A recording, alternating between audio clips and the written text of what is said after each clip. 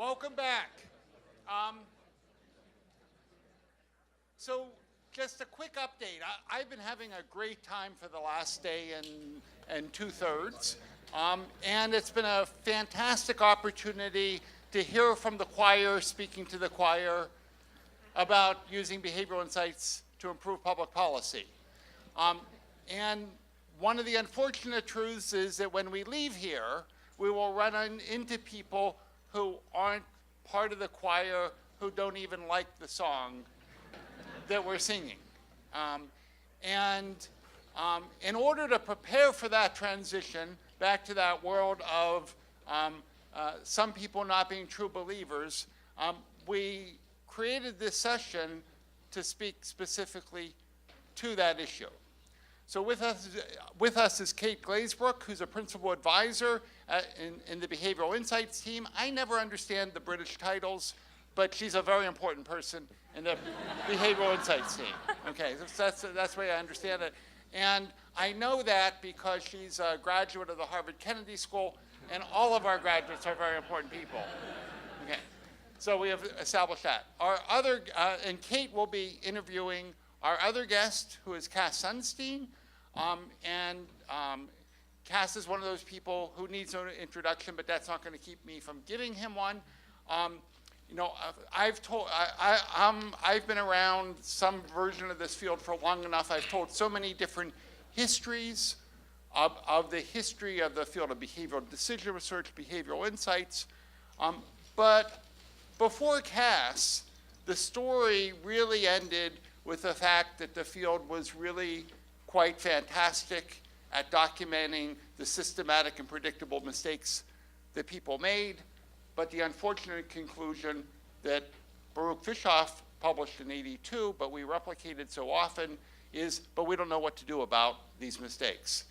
And Nudge really provided us with our architecture of how to think about changing behavior in a fundamentally different way than the field had been working on for many, many decades before that. So it's truly a revolutionary contribution that Cass made with Dick Thaler.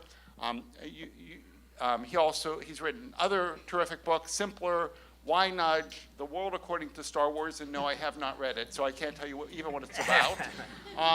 He also served in the prior Obama administration, and he's one of the most thoughtful and nice human beings on our campus, and it's a delight to have you both here. Welcome.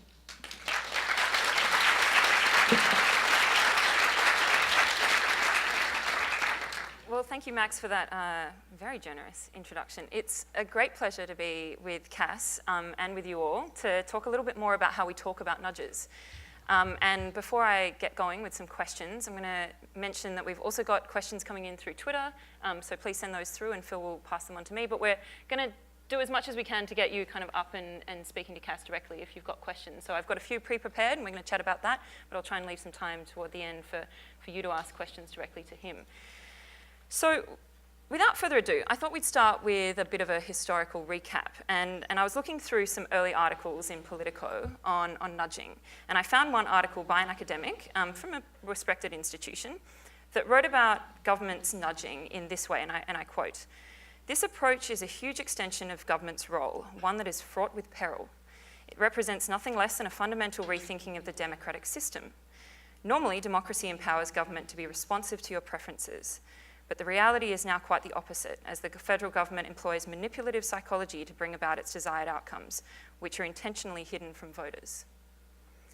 Cass, how common do you think this view still is of nudging in the US government? Not common. So I don't know where they found that person to write those sentences. It was probably an intergalactic search. So there is a view that there's something non-transparent about behaviorally informed approaches, but nothing could be further from the truth. The calorie labels, which are all over the world now, those are pretty transparent. Energy efficiency labels are quite transparent. If there's a guide to help you eat healthy, like the food plate in the United States, nothing could be more transparent than that. Default rules are hardly hidden. So transparency is the strong presumption, and in some domains, an irrebuttable presumption. The notion of manipulation deserves a lot of thought. It's a very important idea. There is such a thing as manipulation. We need to have an account of it and then to think whether nudges fall within that category. At first glance, if you go to the store and it says that a refrigerator is going to cost this much to operate next year, that doesn't sound manipulative. It might be manipulative not to tell you how much it's going to cost to operate. If people are given a warning about a product that has risks associated with it, unless something is done with the warning to turn it manipulative, it's not manipulative as such. It could be argued default rules are manipulative because default rules are omnipresent. We'd have to have a pretty capacious definition of manipulation such that your cell phone is, just by virtue of the fact that there are default settings, is manipulating you. So I think that intergalactic search uncovered that person, but there aren't a lot of people who write sentences like that. Okay, well, that's good to know. I'm sure I could find some people. We still see a lot of that in the media, but it does seem that the conversation has shifted. And we were just talking actually about, even in the few short years of BX, how much the conversation seems to have changed. And we're just talking about the word nudge.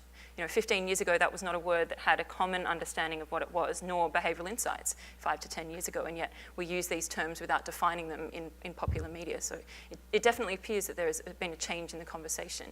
I think so. I should say, notwithstanding my lack of warmth toward that sentence, for democratic societies to be emphatic on the need for governments to treat their citizens with respect and to be, honest and to take public input and to avoid manipulation, that's extremely important. So to get a kind of nervous reaction to any use of psychology, that's completely legitimate, and there's a burden on those involved in public policy to make sure that there's no transgression of, let's say, the norm of civic respect, which democracies and non-democracies owe their people. Well, that's a great segue into some new research that you've been doing on cross-cultural perceptions of nudges, and some surprising results have come out of that. Are you willing to share a few of them with us? Yes, so I have data now for the United States and for diverse European countries, including Hungary, Denmark, the United Kingdom, Germany, France, and Italy.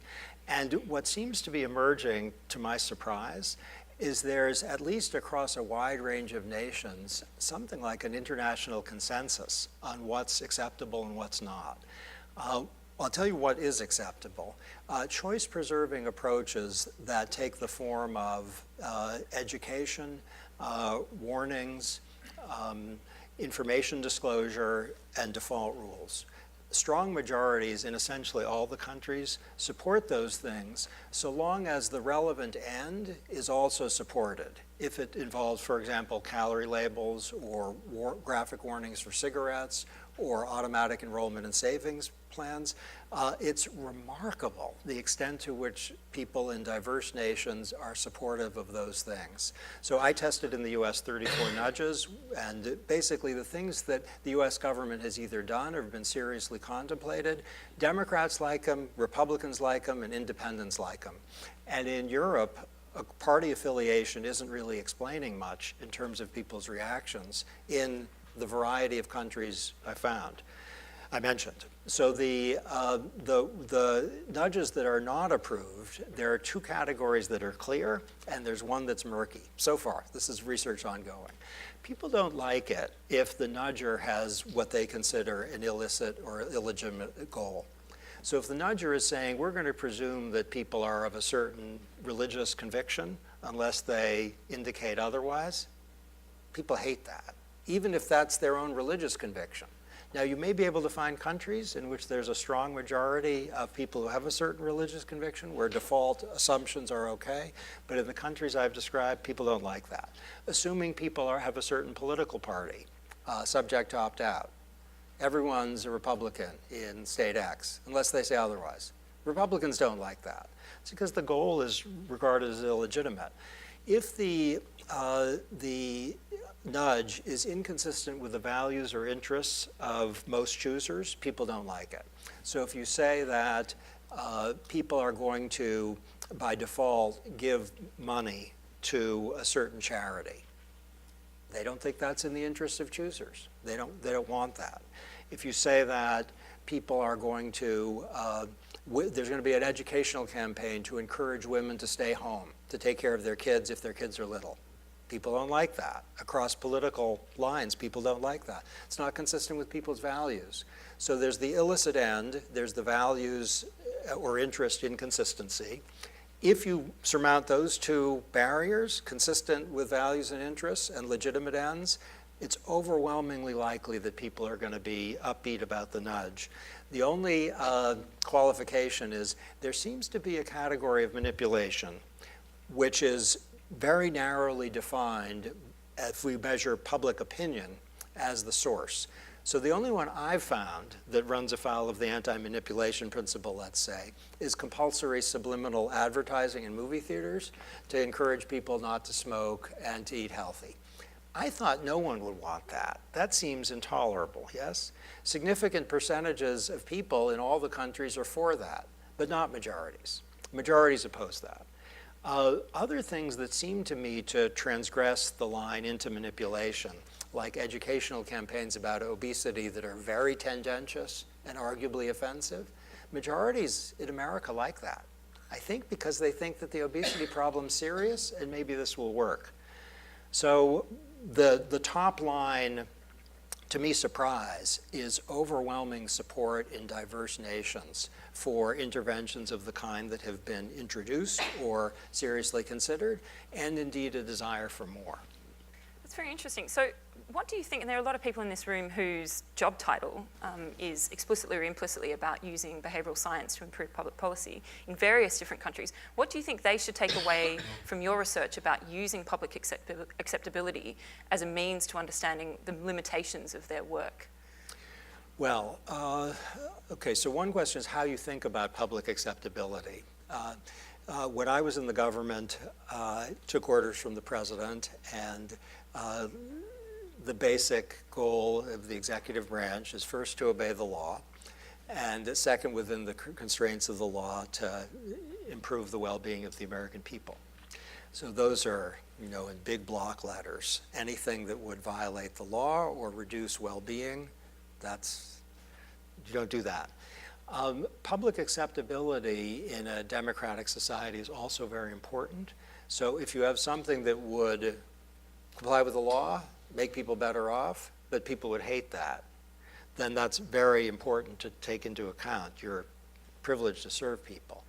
I think the lesson from the research is there's a lot of room to go that people will want to see and approve of, so long as the principles I described are not transgressed.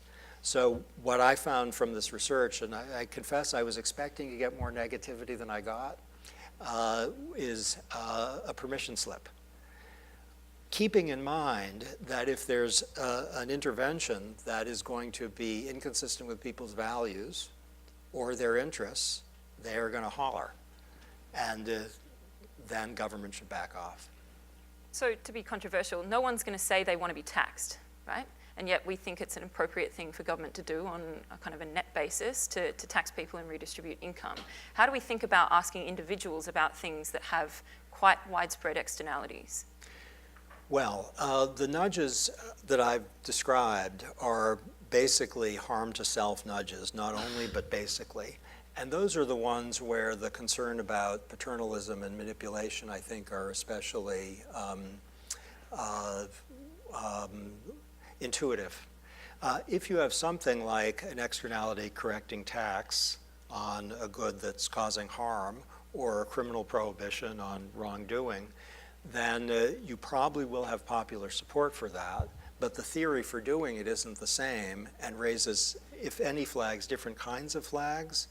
So one thing that's very helpful in your question is I think the book nudge could have been clearer in distinguishing between externality correcting nudges, which can be extremely helpful, and harm to self nudges, which also can be helpful. But the first, there's no question about paternalism or, I think, expansion of government's power. It's just introducing a new tool which may be complementary to the standard tools. Right. So you've also been doing some research recently on perceptions by individuals of types of nudges, so using kind of the Kahneman System 1, System 2 theory. Can you tell us a little bit about what you found people like and don't like about different types of nudges? Yes, so you can distinguish, I think, consistent with some of the ethical concerns you raise, between nudges that empower people's capacity for agency, like information about caloric content, or information about the advantages, let's say, of energy conservation in your home for you. That can make people better agents. And nudges that improve people's welfare if they're good, but they don't increase agency. So if people are automatically enrolled in a green energy program, their own agency isn't enhanced, though it may be justified. Graphic warnings are arguably going to improve welfare if they work well for cigarettes, but whether they increase people's capacity for agency, there's not an obvious yes to that question. Whether it makes them, more informed choosers, that's not, it maybe, but that's not entirely clear. Okay, so what we're basically finding in the United States is that people have a preference, majorities have a preference for educative System 2 nudges over non-educative System 1 nudges. It's not overwhelming. Something like roughly 55, 45%, 65, 35%. And what is unclear from the research is whether, from what I just told you in the research, is whether people think it's more respectful of people's dignity to increase people's capacity for agency, or whether they think instead that it's more likely to work. I also have interventions where people are told that the System 1 intervention is more effective, significantly more effective. Then what do you think? And it seems to be so far, there's something almost like an iron law that 10 to 14% of the population switches to favor the System 1 nudge, but some segment, 25 to 35%, sticks with the System 2 nudge. So I think what we're observing is heterogeneity with respect to people's evaluations, where some people are welfareists who will favor the System 2 nudge based on an intuitive judgment that it's going to be more effective, but they'll trade that off or switch once they see numbers. Some people are, kind of Kantians of a certain kind, or maybe just System 1 reactors who say, I want the educative one. You see, I phrased it in a way that was meant to both honor and query the System 1 preference. The honoring is to say they're Kantians. The System 1 nudge is more effective, so what? We want the agency promoting intervention. The alternative view is that they just have an immediate affective reaction, educate people. So you could think System 1 favors System 2 nudges. I wanted to call the article that, but the data is not inconsistent with it, but it doesn't confirm it. I believe it's true. That does leave us with a slight sort of cognitive loop that we get caught in, does it not? I wanted to move on to something maybe a little closer to home. So can I get a show of hands of anyone here who has an Amazon Echo or similar kind of product in their home? Okay, so there are a few. For those of you who don't, it's a tech product, and Cass, correct me when I get this wrong because I don't have one, that listens to everything that you do in your home and can kind of respond to your voice. You can say, Amazon on, and please buy me so-and-so. One of the things that I was contemplating was, so Amazon will now know when I need toilet paper before I need toilet paper because I've gone, oh damn, we've just gotten to the last roll of toilet paper, and it says, oh, I'll just add it to your shopping list. Some people feel creeped out. I personally feel a little creeped out by the idea of something listening to all of my conversations, despite the fact that it might give me a great deal of convenience in my life. Can you talk us through a little bit about why it is that people feel comfortable or uncomfortable with these things, and whether they differ by whether or not they're owned by Amazon or maybe a similar kind of device that the government can listen to? Alexa is the name of my Amazon Echo, and I think all Amazon Echoes. I hope they didn't choose the name Alexa because they kind of know I like that name. If I don't know that I like that name, but maybe it figured it out. Alexa told me just the day before yesterday, I said, Alexa, as one does. Alexa, play music. And Alexa responded, here's music you'll like, and it's Santana. I hate Santana.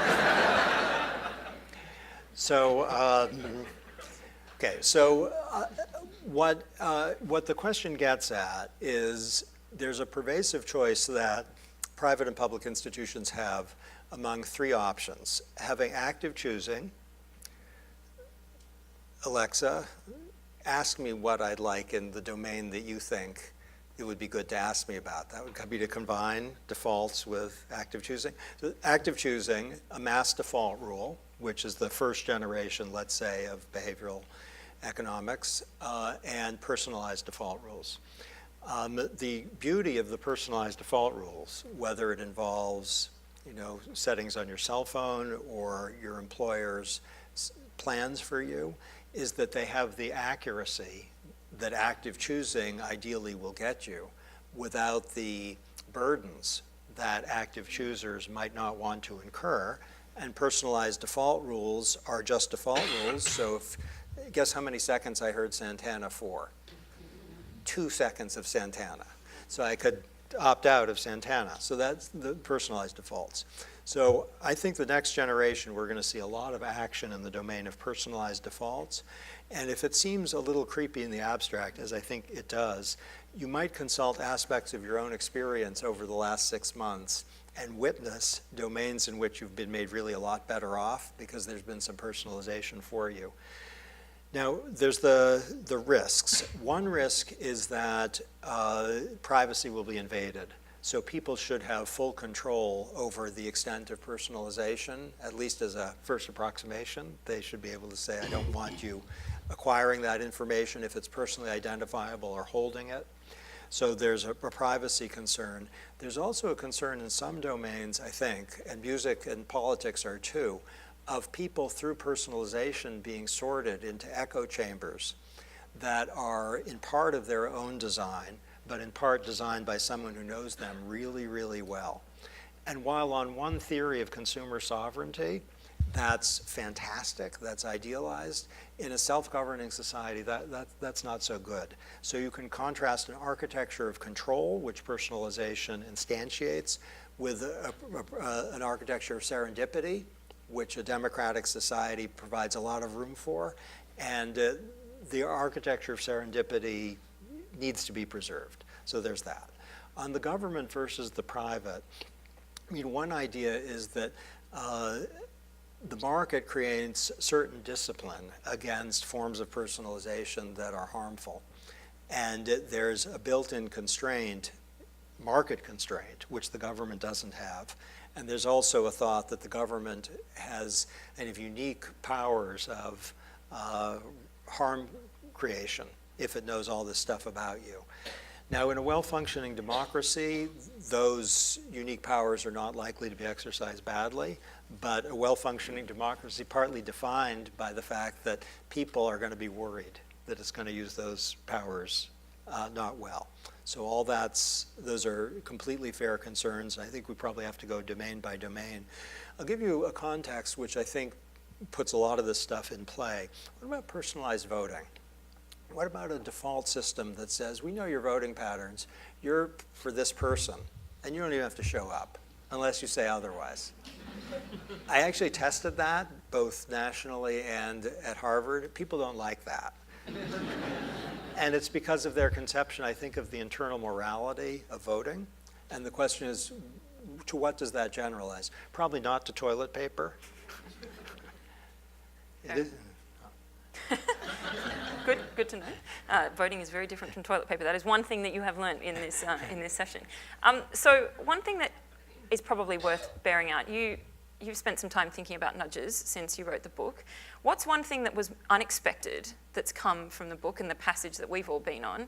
And what's one thing you would like people to walk away from this conference taking back to their jobs? I think the two least expected things to me, well, three. First is the immense scope and depth of the work in the last 8 years. So there's been an outpouring of creativity and knowledge creation that I think no one could have anticipated in 2007, 2008. So that's tribute to people in this room, and it's, I think in terms of both policy and knowledge, it's been truly revolutionary, and that doesn't happen very often. So that's number one. Number two is the existence of work that uses behavioral insights to think about, let's say, choice eliminating approaches. Thaler and I are both, strongly in favor of choice preserving approaches, but I think it must be said that there's been some excellent work suggesting that, by analogy to Social Security, and not only, but definitely in the area of externality creation. One area is fuel economy and energy efficiency, where the internality literature is, I think, not resolved yet, but it's at least suggesting, as the US government believes, that internalities justify mandates, so long as there's a lot of consumer freedom retained, but mandates that go beyond what the market is doing. That's extremely interesting, and I didn't anticipate that. The third thing is shout out to Scarcity by Eldar and Sendel, which I think is a massively important book, and the emphasis on limited bandwidth and the connection between limited bandwidth and behaviorally informed tools. We're learning more and more about that all the time and how to apply that to development. It's so important. And so you can maybe draw a line. People know the name of Kahneman's first book? It's the perfect name, Attention and Effort. It's all about, that's not a false description of the book. That's what it's about. And you can draw a line from attention and effort to some of the stuff on nudging to scarcity. And scarcity is, I think, opening up a whole new unanticipated avenue for thought and practice. Very much agree. Well, I'm going to open it up to questions from the floor. So if you'd like to put your hand up if you've got a question for Cass. He's already answered the question on voting being different than toilet paper, so that's probably not worth raising again. Anybody? Yeah, the back. I could just talk. What do you think about personalized defaults and whether people feel as though, do you think people would be more or less concerned about the legitimacy of personalized defaults as opposed to one-size-fits-all defaults? Depends on the domain, doesn't it? So to have your employer saying that you're 35 years old, here's what your default retirement plan is going to look like. It would not look like that if you were 55 years old. I think no one is alarmed by that. To have a personalized set of recommendations from the government about what you should be doing about something, given your own goals, no one really objects to that. So the question is, why would people object to personalization? If the government gets it wrong, that's a problem. If the government knows something that you don't want the government to know, that's a problem. And I think it's a problem if the government is making you into a kind of tighter and tighter version of who you already are, rather than introducing serendipity and expansion.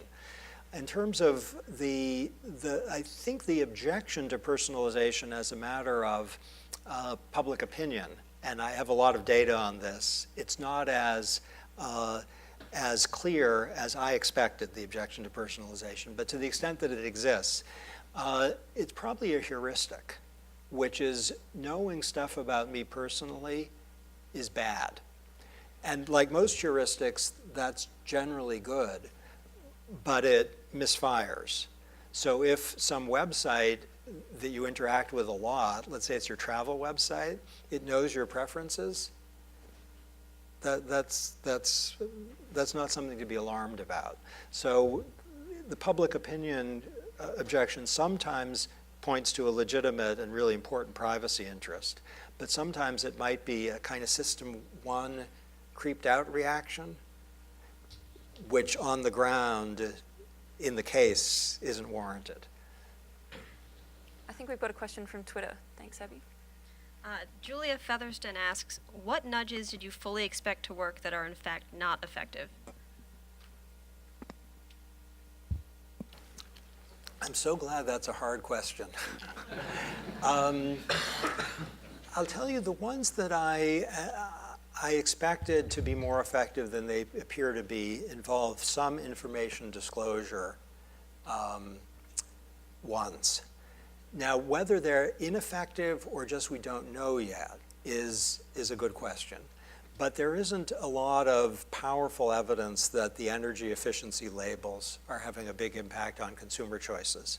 Now, the absence of evidence isn't evidence of absence, but there's a book that's rhetorically on fire that is very skeptical about information disclosure. And there's some truth in putting a burden of justification on people with respect to information disclosures that may be like background noise. Yeah, up the front here. You spoke earlier about the need to preserve serendipity in forums where people are forming opinions and so on. Any ideas on how to do that? Well, here's a fantastic book. One of the great books, I think, of the last 100 years. Jane Jacobs' The Death and Life of the Great American Cities. And it's like a prose poem. And what she's saying is in a great city like Berlin or London or New York or small blocks, you go around the corner and what you see or who you see, who would have thought? And a daily newspaper, when things are working well, is exactly like what Jacobs is talking about. You see some story about some problem, let's say in Paris, or about refugees, and it attracts your attention, changes what you do that month, maybe even changes your life. And probably everyone in the room has had at least one incident where that's happened. Thaler and I reviewed Moneyball. And I don't know how Thaler came across it. He happened to mention it to me at lunch. And I don't know how Michael Lewis got into writing that fantastic book, but I bet there was some serendipity there. So, there's an idea of how to create search engines so as to promote at least a degree of serendipity rather than total control. And this is something technology can move us toward. It can create the equivalent of a great city on a website. And that's a continuing challenge. I know some of the work on terrorism is actually related to this, where there's a view which has evidence behind it that many terrorists live in communities where they are just hearing stuff all the time, and it's kind of architected by people who don't have benign goals. And the people who end up caught up in the echo chambers, they aren't born killers. They're not stupid. They're not poorly educated. They're just responding to what they hear. So I know Prime Minister Cameron delivered, I think, a very powerful speech pointing out the risks of self-insulation. And here we're not talking about minor risks like too much food intake. This is about killing people. At the front here.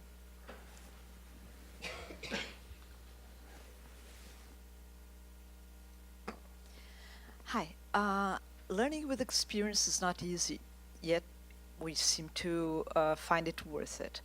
Do you think that choice architecture could make it even harder in the sense that, we get nudged around too often and then we have even less of a chance to learn from experience? Okay, so I'll give you a frivolous answer and then a less frivolous one. But the frivolous answer has a point. The time when choice architecture makes it so that people aren't learning but are just being defaulted into this, defaulted into that. That's a time that you could imagine being depicted in a science fiction story, but it's not humanly imaginable. So suppose there was a government in a democratic nation who went, much bigger on nudging than any nation has. The notion that the citizens of that nation would not be learning, and I think that's not realistic. For one thing, some of the things that nation would be doing would be educative, learning-focused nudging. And if they have some default rules, like you're automatically in green energy, you're automatically got a double-sided printing machine, you've got a double-sided, anything that involves paper is going to be double-sided, you're automatically in a savings plan, that society's not going to squelch learning. It might even free up space for learning in domains that really matter to people, because they don't have to worry about, right, so there's that. But that's kind of a frivolous answer. I think the less frivolous answer is that it is true that there are areas in which it's very important to increase people's capacity for making decisions for themselves. And if you have a nudge that doesn't do that and does the opposite, that might be a cost, or at least not conferring a benefit. So I'll coin a term, the GPSification of life. That's the problem you're pointing to. So because of the GPS, a lot of people don't know how to navigate roads who otherwise would. They don't learn. That's not an argument against having a GPS, but it is a cost of having a GPS. So Ralph Hertwig in Germany has done some, I think, very strong work on agency promoting interventions. He calls them boosts. I would call them educative nudges. That doesn't matter at all. But they do have the advantage of promoting learning. I think we need something like a decision cost, error cost analysis of when a learning-focused intervention is preferable to one that doesn't get you to learn. And the stuff on System 1 and System 2 nudges, I think, is picking up on when that really matters. Yeah, and the white up the back there. Throughout the conference, I've heard lots of examples of people misunderstanding nudges. So either giving an example of a nudge that probably isn't really actually what a nudge is, or also misunderstanding the limitations of nudges. How would you suggest that the people in this room could help clarify those misunderstandings? Okay, so the first one on the definition, everyone's entitled to his or her own of a term that doesn't have a canonical definition, but I think it's orderly to say a nudge is an intervention that preserves freedom of choice, but also steers people in a particular direction that they can reject.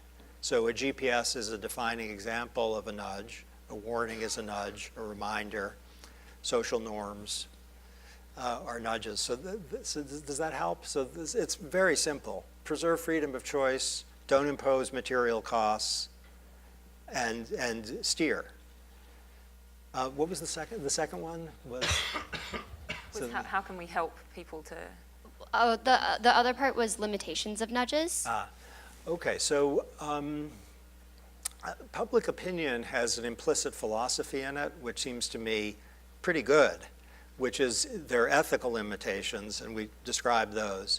If you have significant externalities, then the choice-preserving approaches might be complementary, and under really great conditions, they might be sufficient, but it would be surprising if they did everything that needed to be done. Yeah. Hi, Cass. Since it's the election season, I was just wondering if you can comment whether or not you see the rise of nudging in competitive elections, getting voters turnout, getting voters to get angry with the other party or something like that. Is actually useful in improving the agencies of voters, or it is just not a good development? Thanks. Let's do a little experiment here. Maybe just think it in your mind, don't raise your hand, but I'm going to ask a few questions. How many of you are going to vote in 2016? Just think it in your mind, in whatever country you live in. Now, I'm going to ask you another question. Do you know where you're going to vote? Do you have a sense of how to get there? Now I'm going to ask you a third question. How many of you are going to buy a car in 2016? You know where you're going to go to buy a car? Those of you who are going to buy a car in 2016? Okay, what just happened, probably, is the percentage of people who are going to vote in 2016 in this room increased a little bit. And the percentage of people in this room who are going to buy cars in 2016 increased a little bit. So to ask people if they're going to vote, Todd Rogers has done great work on this, increases voting. To ask people if they know how to get to where they're going to vote, that increases voting. And to ask people if they're going to buy something where that something is X, increases the likelihood they're going to buy it. And it's related to the attention and effort point. So that's a long-winded way of saying absolutely. There have been campaigns that have used behavioral techniques to good effect in get out the vote efforts. And there are many things you can do. Ted Cruz used a social norm approach in a very aggressive way in one of the primaries. And the social norm approaches, you get a letter saying everybody in your community pretty much is voting, but you didn't last time. Probably the likelihood that you vote is going to increase. So there's a toolbox of behaviorally informed strategies for voting. Yep. Final question. Thanks. So there's a lot of questions, or like a lot of discussion around nudges being used in a way that just generally increases welfare. But I was wondering if you've thought much about the way in which choice architecture seems intuitive, to me at least, to be pretty good for people in wealthy backgrounds and pretty bad often from people from disadvantaged backgrounds. And it's not something that really takes up conversation in these kind of conferences. I'm just wondering if you had any thoughts on what kind of direction we could go in to kind of address that problem. That's great. So thank you for that. Esther Duflo had some oral remarks saying something roughly like this. Stop berating people for not taking responsibility for their own lives and start thinking instead of the extent to which people who are well off don't have to take care of responsibility because things are taken care for them. If they do nothing, people who are well off, they're on the right track. If people in difficult conditions do nothing, they are on the wrong track. I think that's a profound point about choice architecture.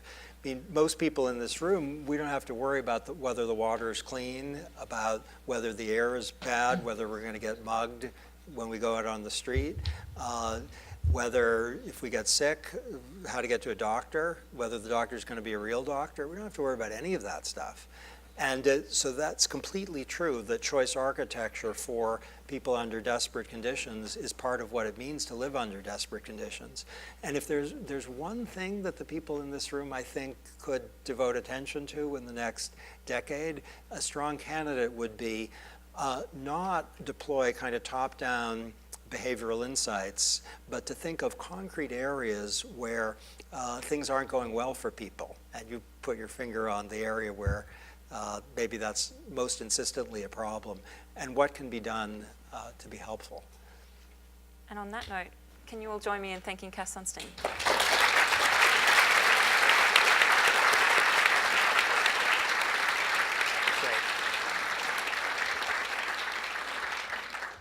About a product that has risks associated with it, unless something is done with the warning to turn it manipulative, it's not manipulative as such.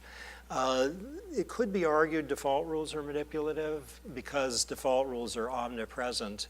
We'd have to have a pretty capacious definition of manipulation such that your cell phone is, just by virtue of the fact that there are default settings, is manipulating you. So I think that intergalactic search uncovered that person, but there aren't a lot of people who write sentences like that. Okay, well, that's good to know. I'm sure I could find some people. We still see a lot of that in the media, but it does seem that the conversation has shifted. And we were just talking actually about, even the few short years of BX, how much the conversation seems to have changed. And we're just talking about the word nudge. 15 years ago, that was not a word that had a common understanding of what it was, nor behavioral insights 5 to 10 years ago, and yet we use these terms without defining them in popular media. So it definitely appears that there has been a change in the conversation. I think so. I should say, notwithstanding my lack of warmth toward that sentence, for democratic societies to be emphatic on the need for governments to treat their citizens with respect and to be, honest and... Our other guest, who is Cass Sunstein, Cass is one of those people who needs no introduction, but that's not going to keep me from giving him one. You know, I've been around some version of this field for long enough. I've told so many different histories of the history of the field of behavioral decision research, behavioral insights. But before Cass, the story really ended with the fact that the field was really quite fantastic at documenting the systematic and predictable mistakes that people made, but the unfortunate conclusion that Baruch Fischoff published in '82, but we replicated so often, is, but we don't know what to do about these mistakes. And Nudge really provided us with our architecture of how to think about changing behavior in a fundamentally different way than the field had been working on for many, many decades before that. So it's truly a revolutionary contribution that Cass made with Dick Thaler. He's written other terrific books, Simpler, Why Nudge, The World According to Star Wars, and no, I have not read it, so I can't tell you even what it's about. He also served in the prior Obama administration, and he's one of... So I don't know where they found that person to write those sentences. It was probably an intergalactic search. So there is a view that there's something non-transparent about behaviorally informed approaches, but nothing could be further from the truth. The calorie labels, which are all over the world now, those are pretty transparent. Energy efficiency labels are quite transparent. If there's a guide to help you eat healthy, like the food plate in the United States, nothing could be more transparent than that.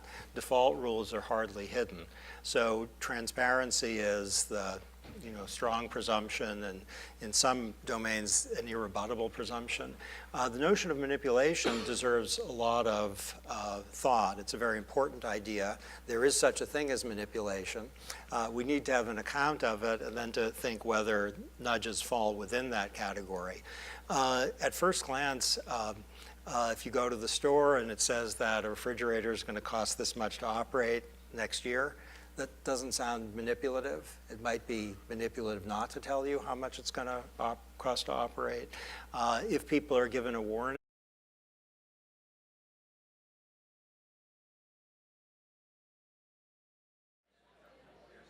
Welcome back. So just a quick update. I've been having a great time for the last day and 2/3. And it's been a fantastic opportunity to hear from the choir speaking to the choir about using behavioral insights to improve public policy. And one of the unfortunate truths is that when we leave here, we will run into people who aren't part of the choir, who don't even like the song that we're singing. In order to prepare for that transition, back to that world of some people not being true believers, we created this session to speak specifically to that issue.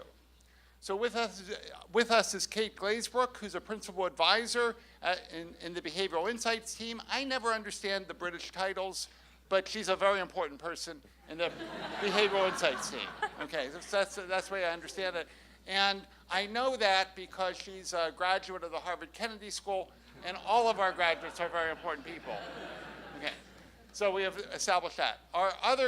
And Kate will be interviewing the most thoughtful and nice human beings on our campus, and it's a delight to have you both here. Welcome.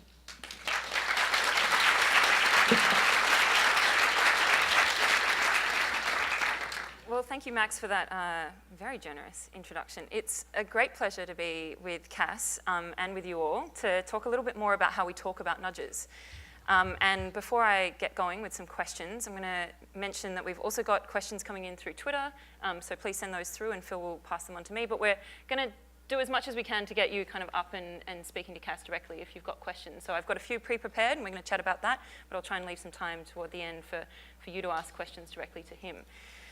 So without further ado, I thought we'd start with a bit of a historical recap. And I was looking through some early articles in Politico on nudging. And I found one article by an academic from a respected institution that wrote about government's nudging in this way, and I quote, "This approach is a huge extension of government's role, one that is fraught with peril.